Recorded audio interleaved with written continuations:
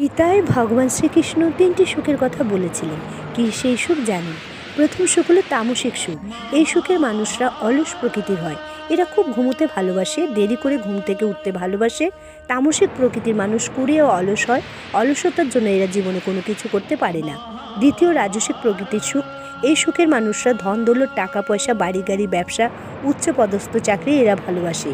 এরা টাকা পয়সা দিয়ে সুখ কিনে সুখকে আরও বেশি করে ভোগ করতে চায়। পৃথিবীর বেশিরভাগ লোক এই সুখকেই আসল সুখ ভাবে, কিন্তু এই সুখ ক্ষণস্থায়ী, আজ আছে কাল নেই। কিন্তু বেশিরভাগ মানুষ এই সুখের পেছনেই দৌড়চ্ছে। তৃতীয় আসল সুখ হচ্ছে সাত্ত্বিক সুখ। এই সুখ লোভমুক্ত সুখ। এই সুখ প্রাপ্ত করা খুব কঠিন, কিন্তু প্রাপ্ত করতে পারলে অমৃতের মতো মধুর। এই সুখের মানুষরা অন্যের সুখে সুখী হয়।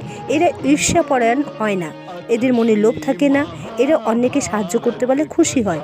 এই সুখ হলো সাত্ত্বিক সুখ। ভগবান শ্রীকৃষ্ণ গীতায় এই তিন সুখের কথাই বলেছিলেন।